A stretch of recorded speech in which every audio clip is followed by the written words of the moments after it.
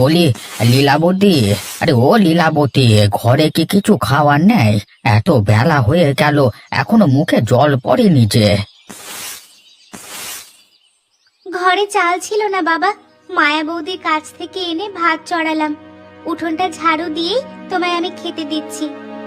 তা মানুষের বাড়ি থেকে ধার দেনা করে কদিন চলবে মা? আমি যে চাল নিয়ে বের হব তাও সম্ভব নয়, দিনে দিনে অসুস্থ হয়ে যাচ্ছি। না না, তোমায় কোথাও যেতে হবে না বাবা, আমি চাল নিয়ে যাব। না না মা, তা কি করে হয়? তুই জেলে সর্দারের কন্যা হয়ে মাছ ধরবি, মানুষ বলবে কি? এপাড়ার অন্য মেয়েঝিরা পারলে আমি পারবো না কেন? তুমি তোমার জাল আর নৌকাটা আমায় দিও, আমি চেষ্টা করে দেখি কিছু পাওয়া যায় কিনা। বেশ মা, তাই যা। তুই যদি কিছু টাকা আনতে পারিস তবে আমার চিকিৎসাটা হবে। এখন যাও, হাত মুখ ধুয়ে এসো, আমি তোমার জন্য খাবার বেড়ে দিচ্ছি।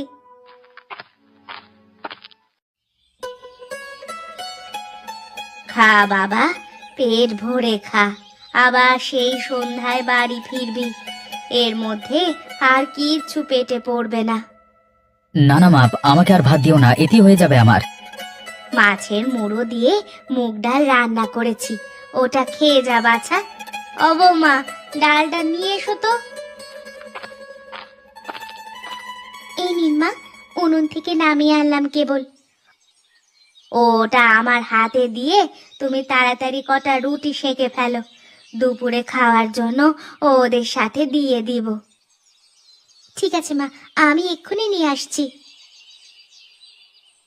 ওসব লাগবে না মা, আমি আজকে তাড়াতাড়ি ফিরে আসবো, কেবল তো জঙ্গলের পাশের জমিটা চাষ করতে হবে। তোর তাড়াতাড়ি হয়ে গেলে নদীর অপর পাশে যাস তো ছোট, ওখানে গম আর জব দিয়েছিলাম, ওগুলো একবার দেখে আসতে হবে। ঠিক আছে দাদা, আমি আসবার সময় দেখে আসবো। আর কটা গমও সাথে করে নিয়ে আসিস তো, কতটুকু পরিপক্ক হয়েছে তা বোঝা যাবে। এই নাও তোমাদের দুজনের জল খাবার, দুপুরে খেয়ে নিও মনে করে। ঠিক আছে বৌদি, খাবো আমরা। আর সংসারের প্রতি এত মনোযোগ না দিয়ে নিজের প্রতি যত্নশীল হও, সারাদিন তো কেবল কাজই করো। গৃহস্থ বাড়িতে থাকতে গেলে নিজেকে সময় দেওয়া যায় না, ফসল তোলা থেকে ঘরের কাজ সব একা হাতেই করতে হয়। অমলের বউ আসলে তোমার আর এত কষ্ট করতে হবে না জয়া, সে তোমাকে সাহায্য করবে। হ্যাঁ মা, তখন আমার দায়িত্ব অনেকটা কমবে। ও বৌমা, ওদের তো খাওয়া শেষ, চলো এবার আমরা বসে পড়ি। হ্যাঁ মা, খাবো। অপুকে আগে ডেকে দিয়ে আসি, ও যে খায়নি এখনো, সকাল থেকে কোথায় যে গেল ছেলেটা। কোথায় আর যাবে, ননীদের বাড়িতে গেছে হয়তো। ওই তো দাদু ভাই আসছে। কোথায় যাওয়া হচ্ছিল শুনি মাকে না বলে? সকালে উঠে পড়াশোনা করতে হয় না বুঝি? আমি বাড়ির সামনেই ছিলাম মা, মাত্র মাইক দিয়ে গোপাল কাকু মেলার কথা বলে গেছে। মা, ও মা, মেলায় নিয়ে যাবেন আমাকে? যাবো যাবো যাবো, আরে কবে কোথায় মেলা হবে তা তো জেনে নিস, তারপর তোকে নিয়ে যাবো ক্ষণ। ঠিক আছে, তাহলে তুই ওকে ঘুরিয়ে নিয়ে আসিস। এবার তবে আমি বেরিয়ে পড়লাম, কাজ শেষ করে নদীর ওপারে চলে যাস কিন্তু। হ্যাঁ দাদা, আমিও বেরিয়ে পড়ব। ইস, কাজ করতে করতে বেলা হয়ে গেছে, এখন নদীর ওপারে যাব কখন আর ফিরবই বা কখন? একটা নৌকাও যে ঘাটে দেখা যাচ্ছে না।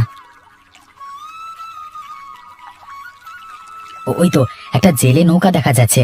জেলে ভাই, আরে ও জেলে ভাই, একটু শুনবে এদিকে এসে। কে ডাকে রে, কে ডাকে আমায়? ওমা, এই যে দেখছি পুরুষ নয়, জল জ্যান্ত এক রূপসী নারী। অবাক হলেন কেন? নারীরা কি মাছ ধরতে পারে না? নারীদের মাছ ধরতে দেখেছি, কিন্তু আপনার মতো কখনো নৌকা নিয়ে বের হতে দেখিনি। সাধে কি আর এখানে এসেছি, সে অনেক কথা। কি হয়েছে বলুন, দেখি আপনাকে সাহায্য করতে পারি কিনা। আমার তিন কুলে কেউ নেই, এক বৃদ্ধ বাবা ছাড়া। তিনিও অসুস্থ হয়ে ঘরে পড়ে আছেন। এদিকে হাতে আমার একটা টাকাও নেই যে তার চিকিৎসা করাবো। তাই উপায়ন্ত না দেখে আমি বের হয়ে এসেছি। তা আপনি কি করছেন এই নদীর তীরে? আমি একটু ওপারে যাব, ফসলি জমি আছে আমার, কিন্তু কোনো খেয়া পাচ্ছি না। আমি আপনাকে পার করে দিচ্ছি। ফেরার পথে নৌকা না পেলে আমাকে ডাকবেন, আমার বাড়িও জেলে পাড়াতেই। ঠিক আছে, ফেরবার পথে আমি তোমাকে কিছু শস্য দিয়ে যাব। আপাতত এটা দিয়ে সংসার চালাও। সে দেখা যাবে খন। এখন চলুন ওপারে যাই।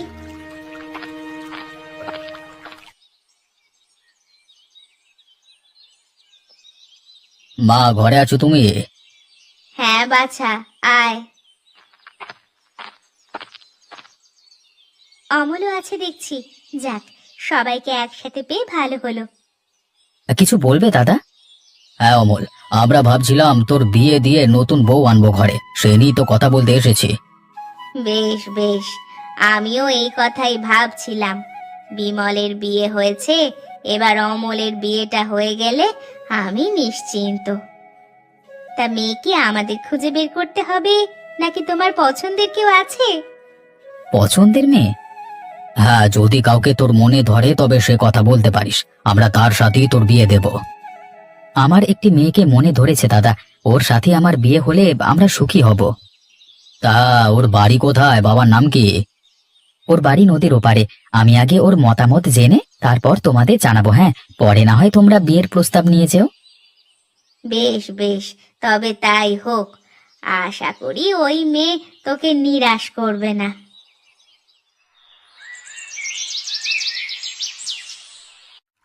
এ কি বলছেন আপনি? আমার মতো এক দরিদ্র জেলে কন্যাকে বিয়ে করে ঘরে নিয়ে যাবেন? আপনার পরিবারের মানুষ কিছু বলবে না? আমার বাড়ির সবাইকে আমি চিনি লীলাবতী, ওরা তোমাকে মেনে নেবে। কিন্তু গায়ের মানুষ মানবে না। আমার মতো জেলে কন্যাকে বিয়ে করলে আপনার যে মান যাবে। মানুষ আপনাকে এক ঘরে করে রাখবে। সে নিয়ে তুমি ভেবো না, আমি সবাইকে রাজি করিয়ে নেব। এখন শুধু একটা কথা বলো তো, আমাকে তুমি বিয়ে করবে? আপনাকে যেদিন প্রথম দেখেছি সেদিনই আমার মন আপনাকে দিয়ে দিয়েছি। আপনার মতো মানুষকে স্বামী হিসেবে পেলে আমার জীবন ধন্য হবে। বেশ, তবে আমি আজকে গিয়ে মাকে বলছি। দাদা খুব শীঘ্রই তোমার বাবার কাছে বিয়ের প্রস্তাব নিয়ে যাবে। এবার তবে যাই। আমি আপনার অপেক্ষায় থাকব। বিদায়।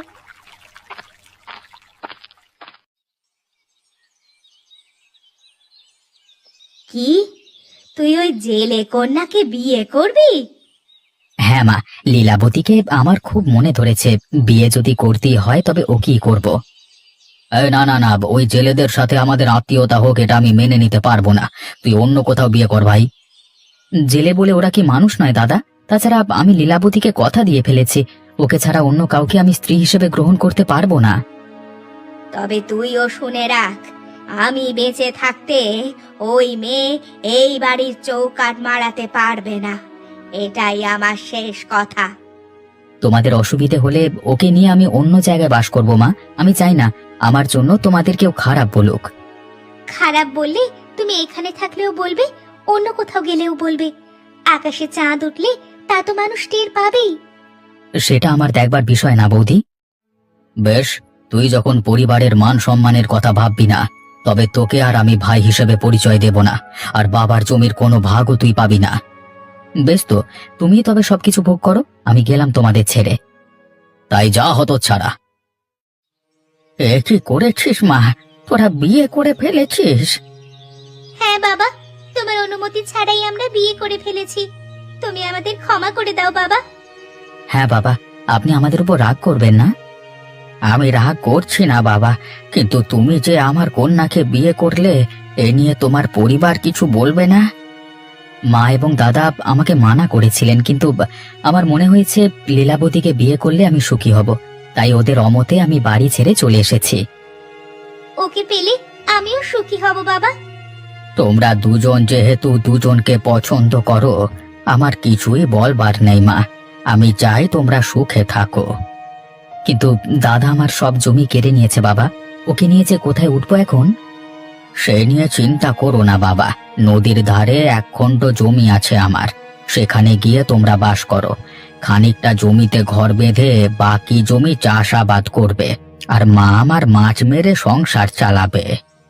আপনিও আমাদের সাথে চলুন বাবা, একা মানুষ এখানে না থাকাই ভালো।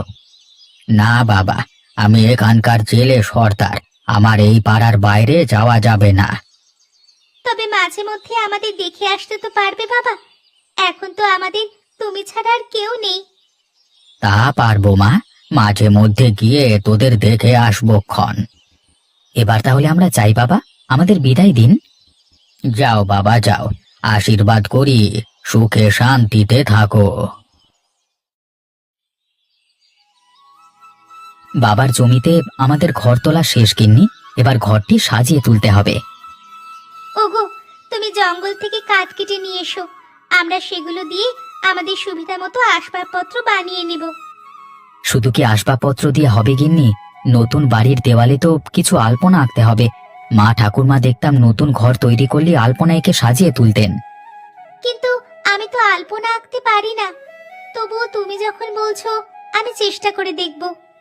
কিভাবে আলপনা আঁকবে আমি সব শিখিয়ে দিচ্ছি। তুমি প্রথমে একটি গামলায় জল নেবে, তারপর সেখানে পরিমাণ মতো চালের গুঁড়ো মিশিয়ে ডো তৈরি করবে। বুঝেছি, এরপর সেই ডো দিয়ে আঁকিবুকি করব, তাই তো? হ্যাঁ যাও, তবে এক্ষুনি কাজ শুরু করে দাও।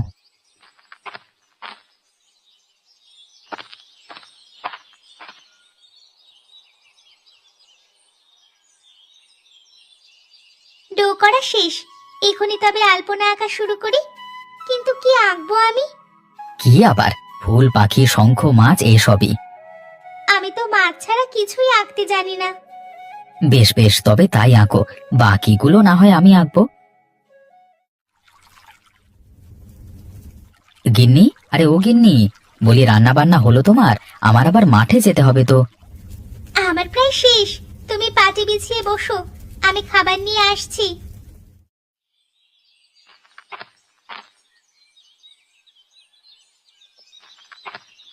এই নাও তোমার খাবার, খেয়ে কাজে যাও।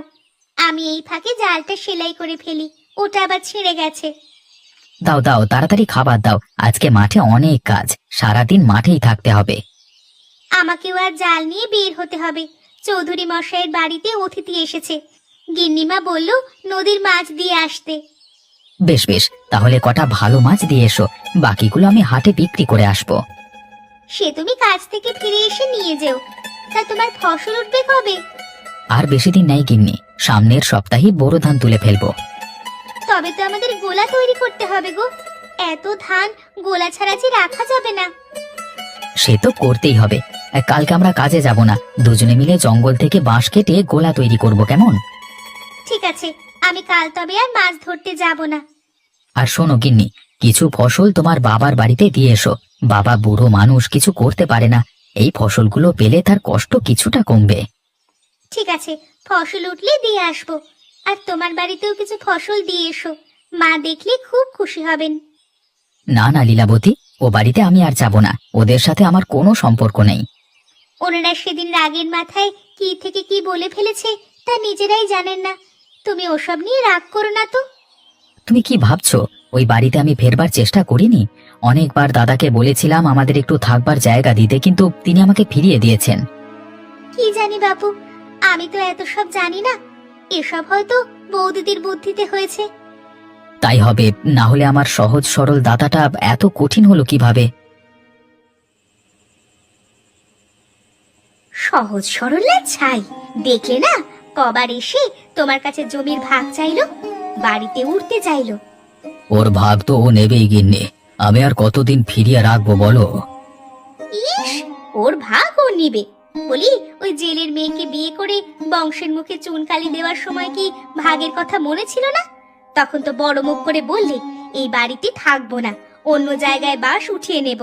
এখন মোরক না খেয়ে। তো এখন কি করতে চাও তুমি? জোর করে যে অমলের বাড়ি জমি আত্মসাৎ করব? ও আইন আদালত করলে তো আমাকে জেলের ভাত খেতে হবে। বুদ্ধি থাকলে জেলের ভাত খেতে হবে না, তোমার বুদ্ধি নেই তাই এত ভয় পাও। বেশ, তোমার তো অনেক বুদ্ধি, এখন একটা বুদ্ধি দাও দেখি। শোনো, এখনো সব সম্পত্তি মায়ের নামে, তুমি মাকে ভুলিয়ে ভালিয়ে দলিলগুলো নিয়ে নাও। এরপর সবকিছু আমাদের হাতে থাকবে, তখন জমি জমা সব নিজেদের নামে লিখিয়ে নেব। বেশ বেশ, তবে মাকে বলে দেখবো আমি, কেমন? আরে গর্ধ, এভাবে বললে কি মা শুনবে? তুমি মাকে ভালো মন্দ কিছু খাওয়াও আগে, তাহলেই না তার মন নরম হবে। বেশ, তবে কালই তার জন্য ভালো ভালো সব খাবার কিনে আনছি। এবার ঘুমাও, অনেক রাত হলো তো। আমার ঘুম আসছে না গো, যতদিন তুমি সব সম্পত্তি আমাদের নামে না করছো ততদিন দু চোখের পাতা এক করতে পারবো না। এত লোভ করো না গিন্নি, কথায় আছে অতি লোভে ক্ষতি খুব।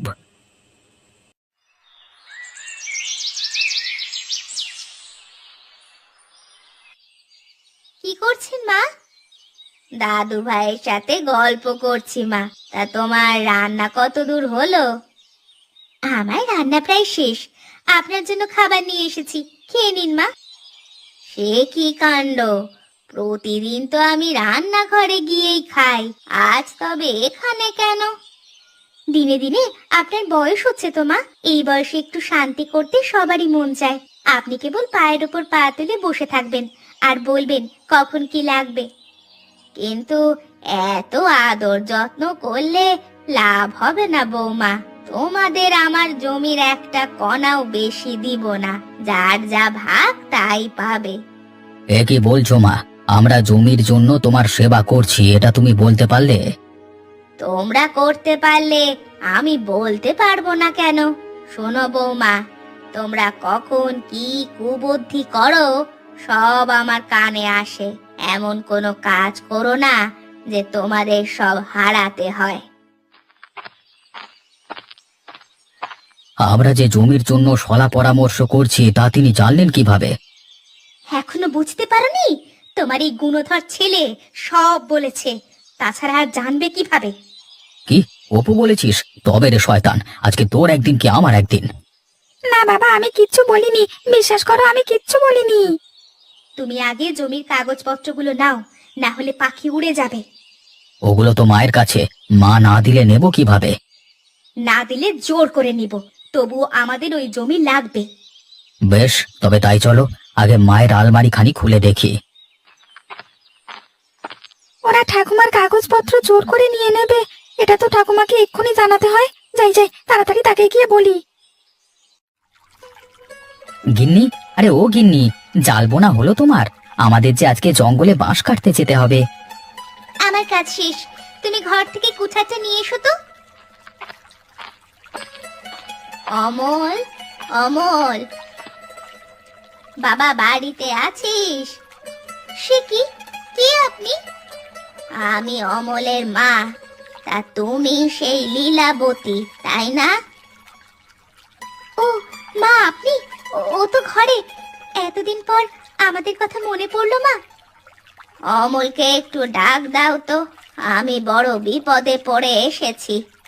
ওগো, এই একটু আসো তো বাইরে, মা এসেছেন।